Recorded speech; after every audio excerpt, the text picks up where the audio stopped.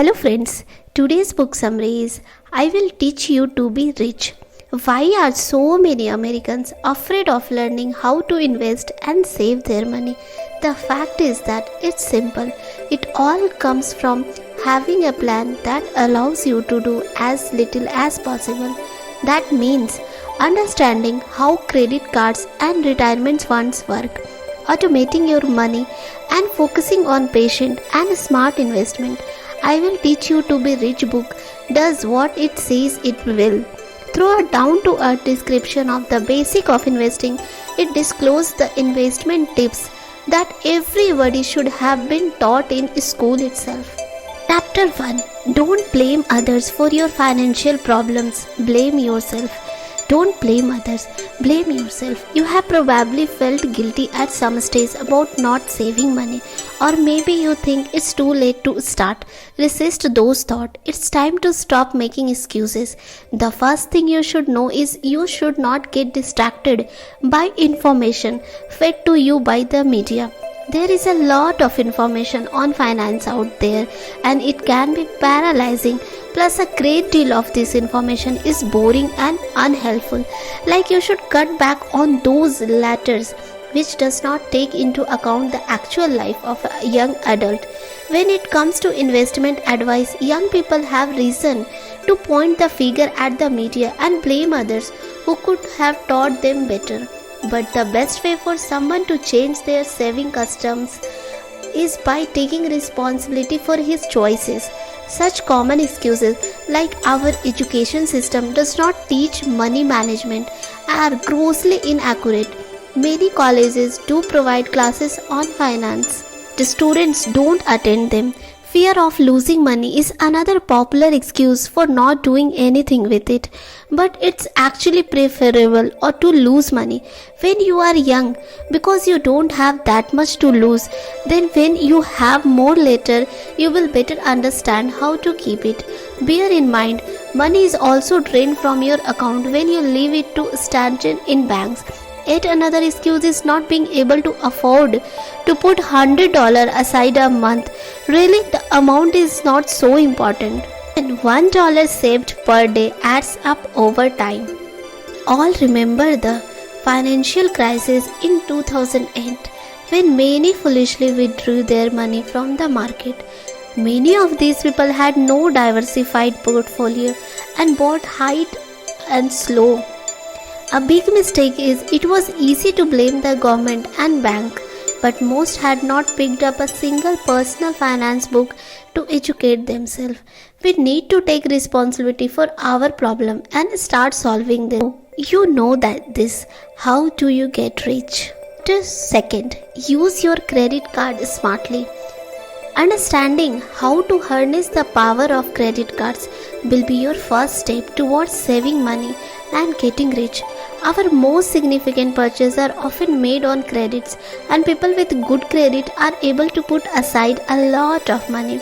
Credit comes in the form of loans, mortgages, and credit cards. It enables you to buy big purchases when you don't have the money for them immediately. Keep in mind two central aspects of credit: a credit report, which records your credit activity and gives potential lender information related to this, a credit score between 300 and 850 that denotes your credit risk to lenders. If your credit score is good, you will be attractive to lender, which means they can grant you better loan interest rate. What's even better about this is that a good credit score can save you hundreds of thousands of dollars in interest. For example, in 2009, the annual percentage rate in the USA showed that with a good credit score, a 750 to 850 $2,000 mortgage over 30 years, you would pay $3,000 including interest. A bad credit score 620 to 639 would land you to pay $4,300. That's $7,000 extra. The most important credit vehicle is credit card. Here is a couple of smart tips for successful credit handling. Kill your debit. Reduce spending and pay it off. Punctual debit payment accounts for 35% of your credit score.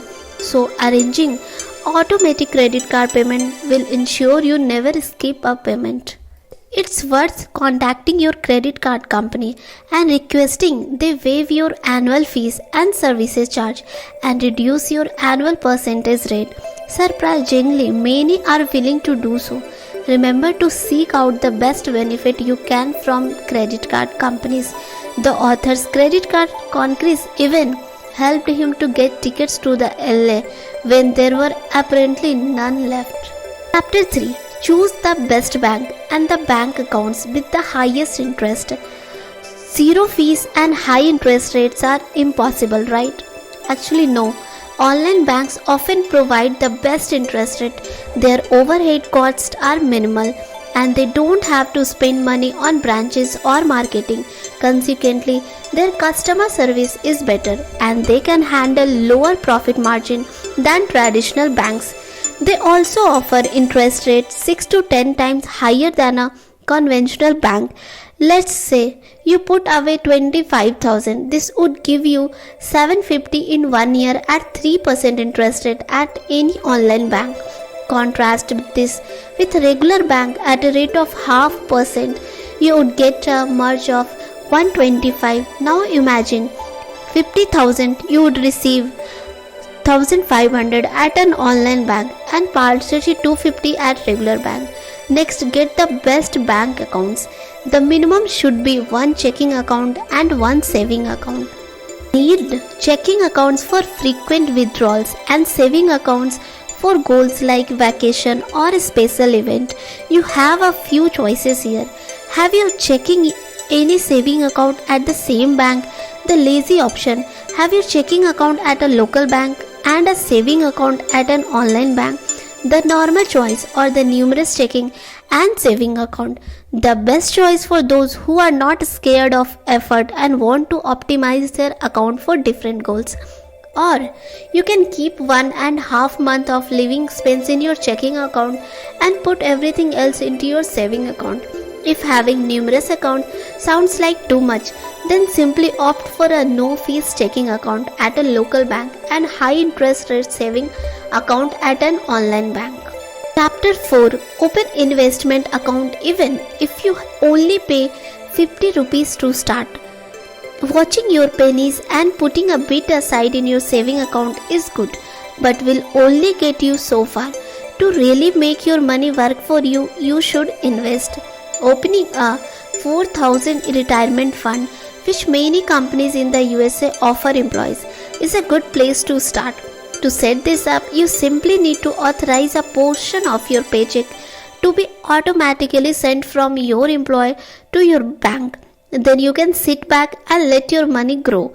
There are some great benefits of having 4,000, such as tax advantage because you are agreeing to invest long-term money for your employers if they agree to match your this much contribution, and that's an investment requiring little effort. After your this much amount of investment, you should open a Roth IRA, which is another kind of retirement account where 4,000 is sponsored by your employees and other Roth IRA is built using your own money. It is strongly advised that everyone should have both retirement account and Roth IRA. In contrast to such allowance, you should invest whatever you want, such as individual stocks, index fund. So file a 4,000k uses pre-tax dollars and you get taxed when you withdraw money during your retirement. A Roth IRA uses after-tax dollars, so you don't get taxed on your interest earned. And when you withdraw funds at retirement, how should you start your IRA? One student had difficulty saving 1,000 rupees to open a Roth IRA account, so she opted for a management firm. That is the price which offered an account with no minimum starting amount and choose to automatically contribute 50 rupees per month, which was very easy for her to commit, and even that amount is a great to start. Chapter 5. Figure out how much you are spending, then direct money where you want it to go. Remember the last time you felt guilty about buying something but bought it anyway. Next time you will know better after you learn how to spend consciously.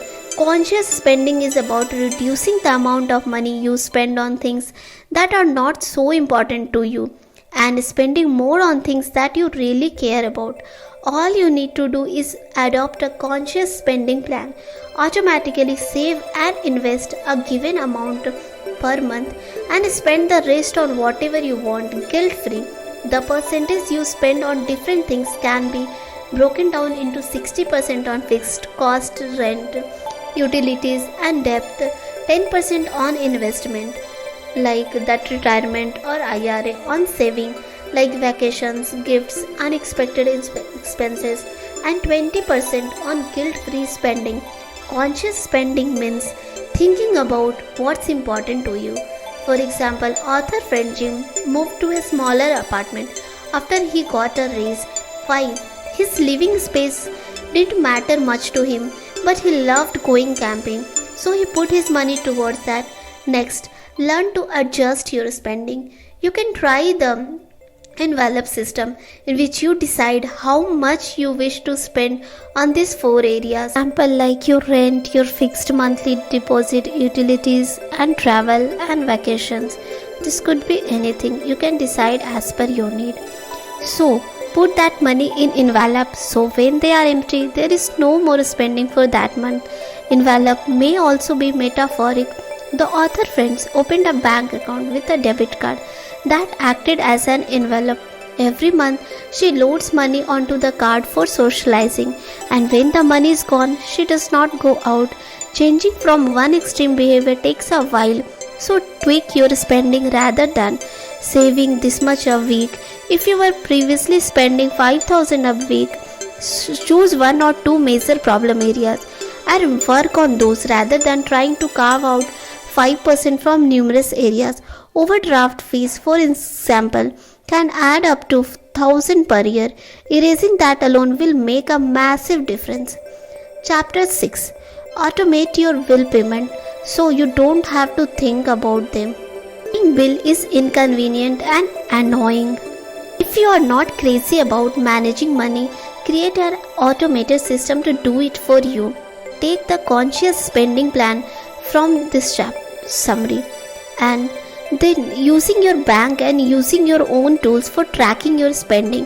First, contact your bank to set up automatic transfer and payments.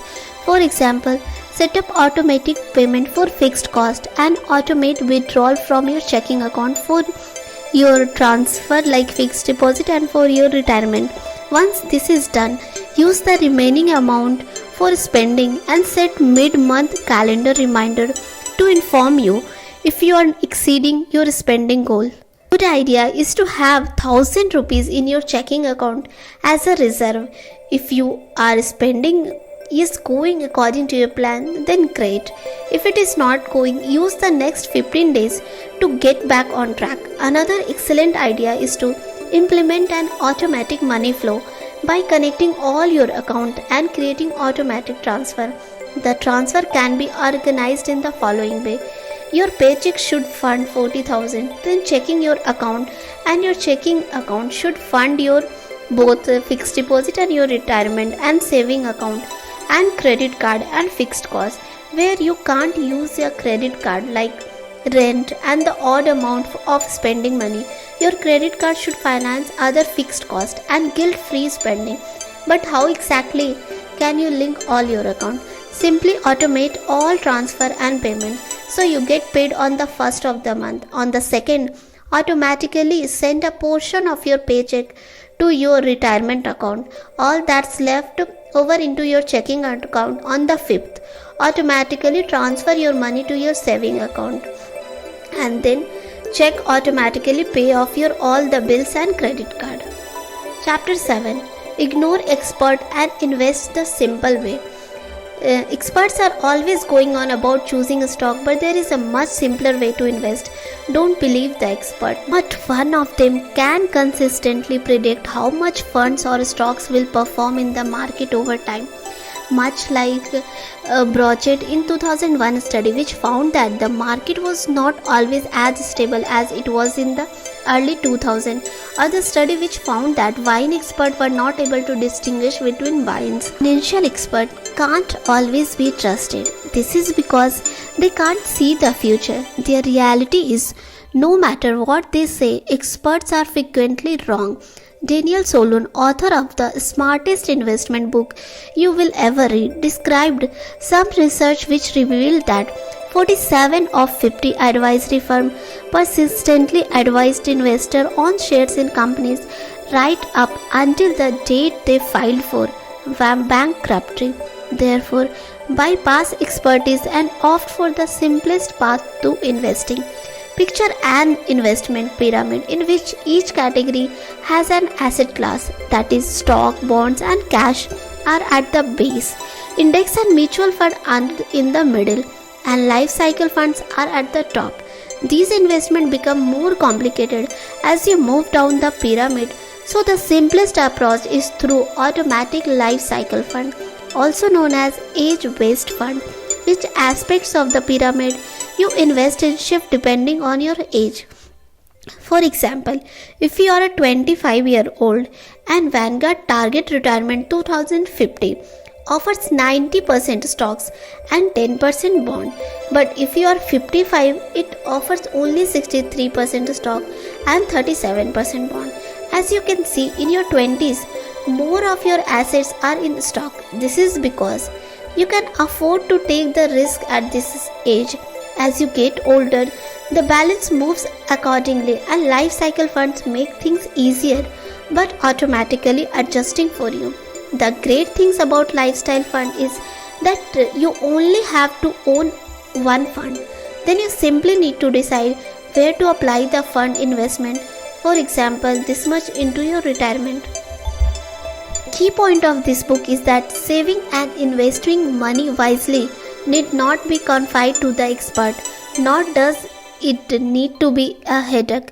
Simplify your personal finance by setting up no-fee accounts, automatic savings, and bill payments. Investing a little, this will allow you to stop stressing about money and sit back and let your funds grow. Thank you so much for listening.